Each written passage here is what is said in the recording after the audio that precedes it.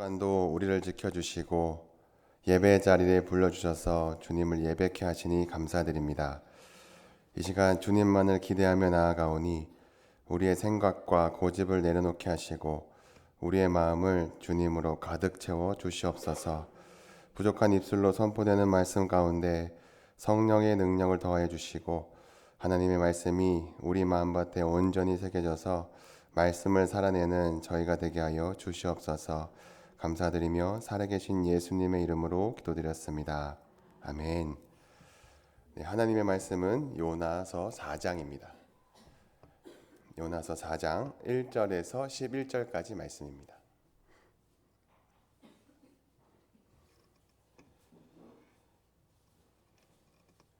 요나서 4장 1절에서 11절까지 말씀, 제 성경으로는 구약성경 1289페이지에 있습니다.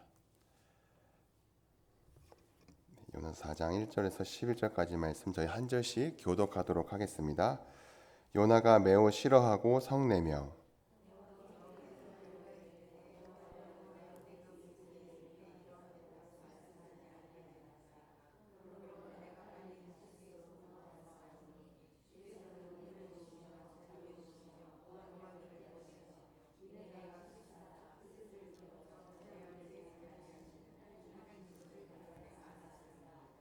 여호와여 원하건대 이제 내 생명을 거두어 가소서. 사는 것보다 죽는 것이 내게 나음이니이다 하니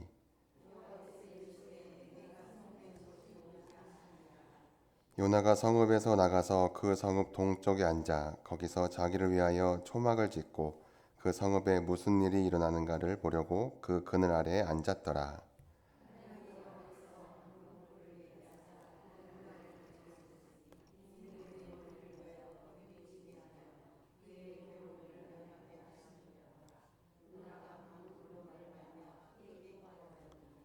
하나님이 벌레를 예비하사 이튿날 새벽에 그 박넝쿨을 갉아먹게 하심에 시드니라.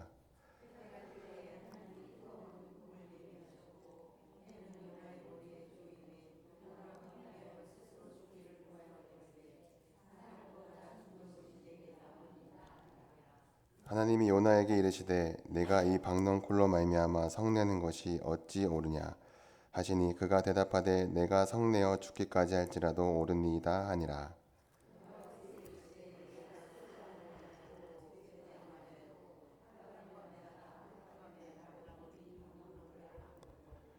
함께 읽겠습니다. 하물며 이 큰 성읍 니느웨에는 좌우를 분별하지 못하는 자가 20만여 명이요 가축도 많이 있나니 내가 어찌 아끼지 아니하겠느냐 하시니라. 아멘. 네, 사랑하는 성도 여러분, 오늘은 혹시 하나님의 은혜가 불편하십니까? 라는 제목으로 조금은 불편한 이 하나님의 말씀을 나누려고 하는데요. 사실 이 질문은 저 자신에게 먼저 던졌던 질문이기도 합니다. 왜냐하면 2주 전에 이 어하나 중고등부 학생들과 함께 이 여수 성광교회로 서밋을 다녀왔거든요. 원래 서밋에 가면 이 매일 저녁마다 저녁 집회가 있는데요. 그런데 이번 서밋에서는 이 10주년 기념으로 이 아바라는 뮤지컬을 보여주시더라고요. 네, 아바 사진을 보여주시면 맘마미아를 부른 아바가 아닙니다. 아버지의 뜻의 아바인데요. 이 뮤지컬을 보신 분도 계시겠지만 잘 모르시는 분들을 위해 잠깐 소개를 하자면요. 이 뮤지컬은 광야 아트 미니스트리라는 문화예술 선교단체에서 만든 창작 뮤지컬인데요. 뮤지컬 요한계시록도 이 단체에서 만들었더라고요. 그런데 이 뮤지컬이 흥미로웠던 점은 우리가 잘 알고 있는 탕자의 이야기와 함께 요나의 이야기를 동시에 보여준다는 거였어요.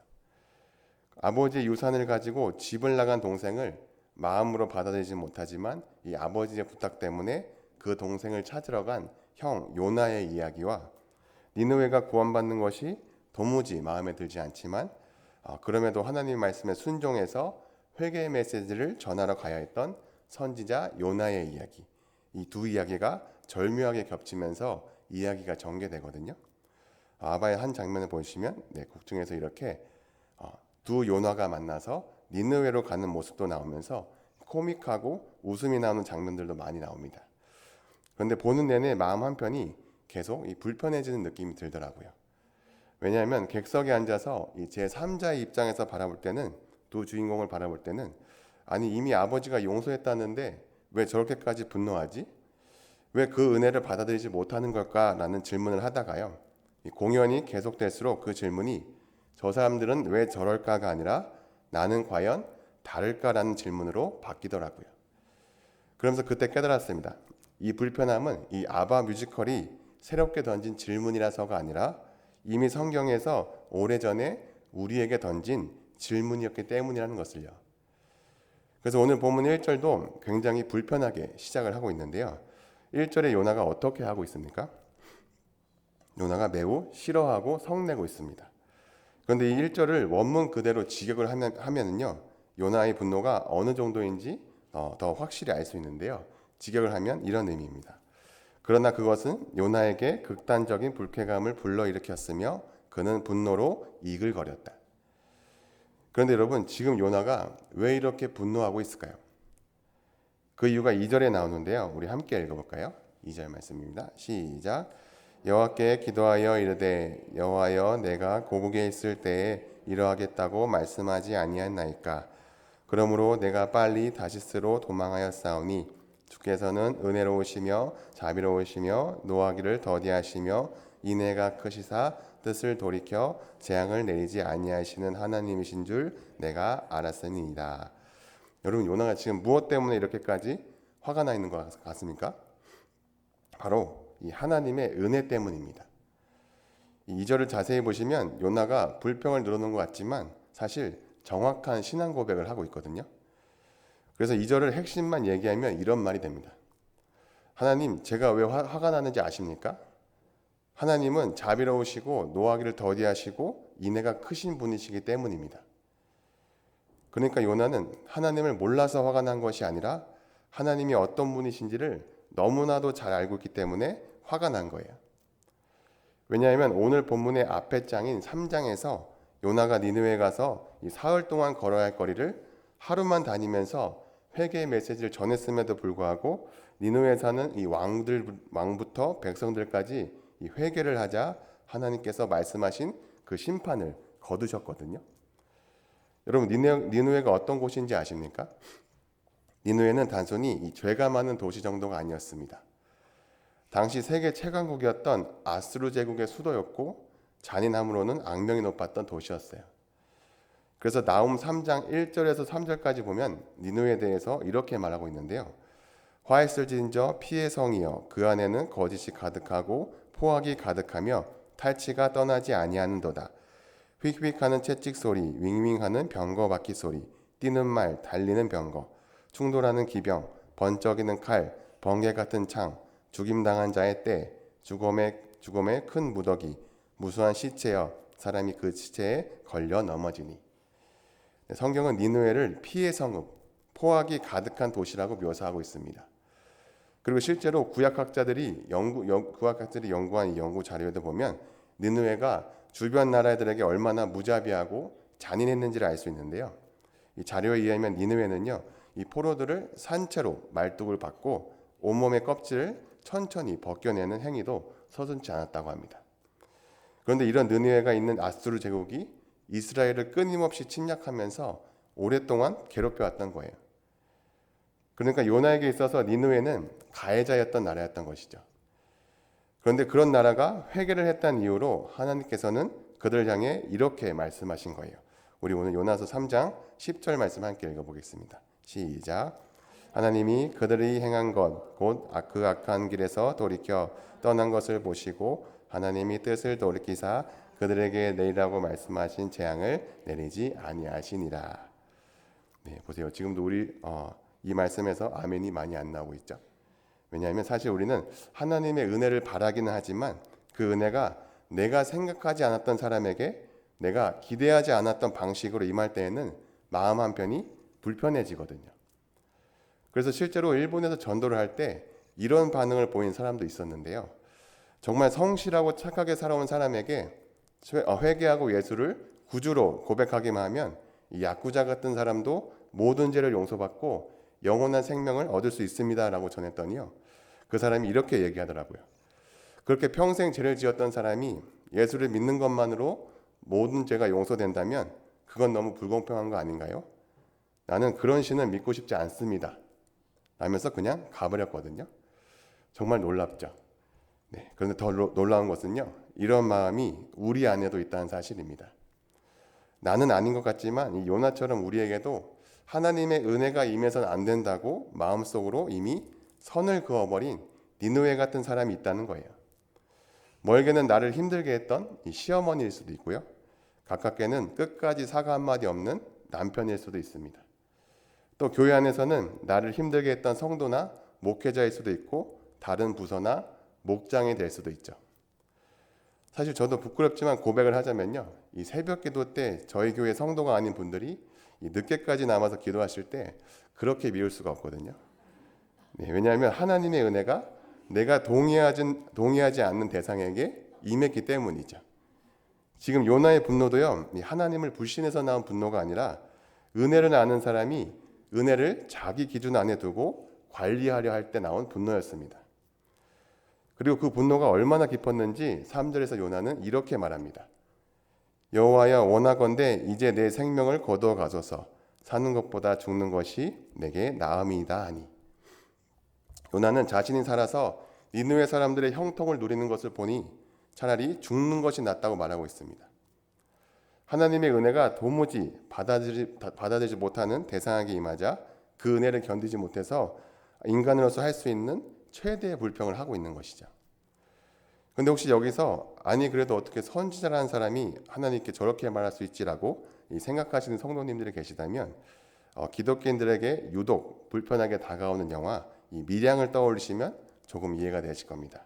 네, 유명한 영화죠. 이 영화에서는 자신의 아들을 유괴범에게 살해당한 엄마가 어렵게 신앙을 갖게 되고 이 믿음의 싸움을 하다가 그 유괴범을 용서하기로 결정하거든요. 그리고 교도소에 가서 그 유괴범을 만났는데 그 유괴범이 하나님께서 자신의 죄를 용서해 주셨다면서 아주 밝은 표정으로 얘기를 하는 모습을 본 거예요. 그리고 그 뒤로 엄마는 기독교에서 금지한 일들을 일부러 저지르고 결국 극단적인 선택까지 하거든요.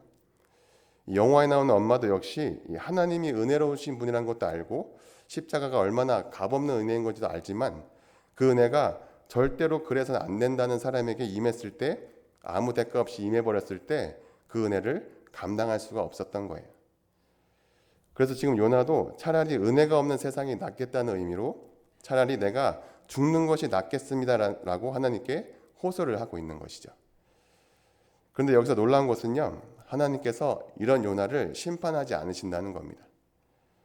저 같았으면 요나를 향해서 이 천둥을 내리고 선지자 자격을 바로 박탈했을 것 같은데 하나님은 그저 요나의 마음을 드러내기 위한 질문 하나만 하세요. 오늘 보면 4절 말씀인데요. 여호와께서 이르시되 내가 성내는 것이 옳으냐 하시니라. 그리고 이 질문은 요나에게만 던져진 말씀이 아니라 오늘 우리를 향한 하나님의 질문이기도 한데요. 그렇다면 우리는 왜 내가 원하지 않는 사람들이 받는 이 은혜 앞에서 하나님의 은혜 앞에서 성을 내게 되는 것일까요? 첫째로 우리는 나 자신이 괜찮은 사람이라고 착각하기 때문입니다. 그래서 심각한 범죄다나 큰 죄를 지은 사람이 회개하고 용서받았다는 이야기를 들으면 마음 한편에 이렇게 불편하게 반응을 할 때가 있죠. 저 사람은 나보다 훨씬 못됐는데 저렇게 쉽게 용서받아도 되는 건가? 그리고 그 순간 우리는 하나님의 은혜를 바라보는 것이 아니라 은혜로 서로를 비교하게 됩니다. 마치 누군가가 은혜를 받으면 내 몫이 줄어드는 것처럼 말이죠. 하지만 성경은 분명히 말합니다. 하나님 앞에서는 의인은 없나니 하나도 없다고 말입니다. 모든 사람이 다 죄인이었고 모든 사람이 다 은혜가 필요했던 존재였습니다. 우리가 받은 것은 공정한 보상이 아니라 설명할 수 없는 은혜였어요. 그래서 은혜는요, 공평함의 문제가 아닙니다. 사도 바울을 한번 떠올려 보세요. 그는 예수 믿는 사람을 잡아 죽이던 자였고 스데반 집사가 순교할 때 옆에서 동조하던 사람이었습니다. 초대교회 성도들 입장에서 보면 바울은 니느웨 못지않은 원수였어요. 그런데 하나님은 그를 변화시켜서 복음의 사도로 세우셨습니다. 그런데 그때 성도들 역시도 바울을 두려워하고 의심했었죠. 하지만 만약 그들이 저 사람은 안 됩니다라며 끝까지 밀어냈다면 바울은 아마 하나님의 구원 역사에 동참하지 못했을 겁니다. 둘째로 우리는 이 잘못된 정의감 때문에 다른 사람의 은혜를 불편해합니다. 우리는 본능적으로 죄 지은 사람은 벌을 받아야 속이 풀리는 경향이 있죠. 물론 우리가 사는 사회에서는 정의는 매우 중요하고 필요한 것입니다. 그러나 하나님의 구원의 역사에서는 우리의 정의감보다 하나님의 긍휼이 먼저입니다. 요나도 니느웨가 주변 나라들을 끊임없이 괴롭히던 제국의 수도였다는 것을 잘 알고 있었기 때문에 요나의 마음속에는 저들은 반드시 심판받아야 한다는 강한 정의감이 있었어요. 그런데 하나님께서 니느웨를 구원해 주신 이유는요, 죄를 가볍게 여긴 것이 아니라 회개하는 죄인을 살리시기로 결정하셨기 때문입니다. 그래서 훗날 예수 그리스도의 십자가에서 하나님의 공의와 긍휼이 완전하게 드러나게 된 것이죠. 하나님은 지금까지 죄를 그냥 넘어가신 적이 없습니다. 대신 그 죄를 당신의 아들에게 모두 감당하게 하셨을 뿐이에요. 즉 니느웨를 향한 용서도 값싼 은혜가 아니라 장차 예수님이 치르실 값비싼 은혜였던 겁니다. 마지막 세 번째는 우리는 내가 더 사랑받아야 한다는 교만 때문에 다른 사람이 받는 은혜를 견디지 못합니다. 요나는 이스라엘 민족에 대한 특별한 애착이 있었습니다.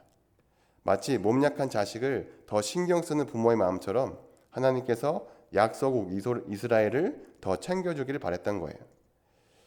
그래서 요나의 불만은 이런 거였습니다. 하나님, 이 작고 고생 많은 우리나라는 돌보지 않으시면서 어째서 저 강대국 니느웨에게는 그렇게 자비를 베푸십니까? 그런데 여기에는요, 은근한 이 영적 우월감이 깔려 있어요. 우리는 선택된 민족, 선민이고 저들은 악한 이방인이니까 하나님의 사랑을 받을 자격이 없어라는 교만이죠. 그러나 여러분, 하나님은 온 세상 만민을 지으신 아버지이십니다. 하나님 보시기에 이스라엘도 니느웨도 다 불쌍한 죄인들이에요. 그런데 요나는 하나님의 큰 그림을 보지 못하고 있었던 겁니다. 우리도 마찬가지로 내가 중요하게 여기는 우리 편만 챙기고 하나님의 보편적 사랑을 받아들이지 못했을 때 교회 안에서도 나와 코드가 잘 맞는 사람과는 반갑게 맞이하지만 스타일이 다르고 배경이 다른 성도들과는 멀리하게 되는 것이죠. 그래서 필립 난시도 이 하나님의 은혜에 대해서 이런 말을 했는데요. 은혜와 용서는 받을 자격이 없는 이에게 주어지기에 때로는 우리를 미치게 할 만큼 불공평한 구석이 있다. 그렇습니다. 은혜는 공평을 넘어서는 겁니다. 오늘 주일학교 교사가 아이들에게 이렇게 물었다고 합니다. 천국에 누가 갈까요? 그러자 한 아이가 이렇게 답했습니다. 착한 사람이요. 그러자 또 다른 아이가 손을 들고 대답합니다. 죄를 지었지만 용서받은 사람이요. 여러분, 이 두 가지 대답 중에 정답은 무엇일까요? 네, 성경은 죄를 지었지만 용서받은 사람이라고 가르칩니다. 왜냐하면 원래 의인이라서 천국에 가는 사람은 단 한 명도 없기 때문이죠. 죄인이었지만 오직 예수 그리스도의 은혜로 용서받은 사람만이 천국에 갈 수 있는 것입니다. 그렇기 때문에 우리가 나중에 천국에서 만나게 될 사람 중에는 우리가 보기에 영 마음에 안 드는 사람이 있을 수도 있는 것이죠. 이렇게 하나님의 은혜는 놀랍지만 때로는 불편한 선물입니다. 그래서 하나님은 오늘 말씀을 통해 우리에게 물으시는 겁니다. 너가 성내는 것이 옳으냐? 그런데 요나는요, 아직도 미련을 버리지 못했습니다. 본문 5절에서 요나는 성 밖으로 나가서 동쪽 언덕에 조그만 초막을 짓고서는 니느웨 성이 어떻게 되나 지켜보기로 하는데요. 왜냐하면 혹시라도 니느웨가 다시 타락해서 하나님의 심판을 받는 구경거리가 펼쳐질 수 있었기 때문이죠. 그런데 이때 여전히 자기 고집을 꺾지 않는 요나에게 하나님께서 특별 과외 수업을 준비하십니다. 우리 오늘 본문 6절 말씀 함께 읽어볼까요? 시작. 하나님 여호와께서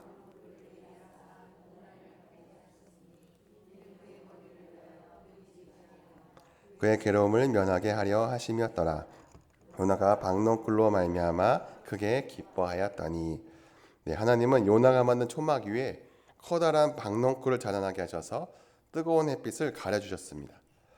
그랬더니 요나는 그늘이 생긴 것에 금세 기분이 풀려서 크게 기뻐하죠.